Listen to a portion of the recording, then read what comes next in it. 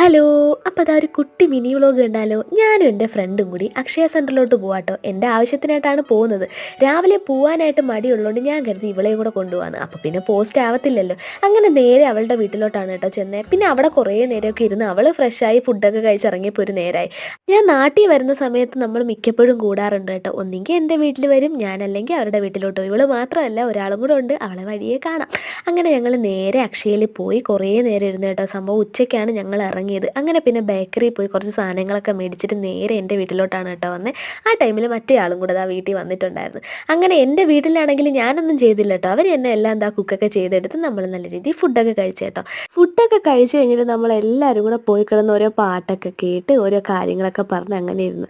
പിന്നീട് ഒരു കിടിലം മഴ പെയ്തു കേട്ടോ. അപ്പോൾ വിചാരിച്ച് കട്ടൻ ചായ കുടിക്കാമെന്ന്. അങ്ങനെ അതാ ഏലക്കയൊക്കെ ഇട്ട് അടിപൊളി ഒരു കട്ടൻ ചായ ഞാൻ തന്നെ ഇട്ട് എടുത്തു കേട്ടോ. അങ്ങനെ പിന്നെ മഴയും കണ്ട് കട്ടനും കുടിച്ച് നമ്മൾ അങ്ങനെ ഇരുന്നു കേട്ടോ. അപ്പോൾ ഇത്രയേ ഉള്ളൂ. Okay, bye.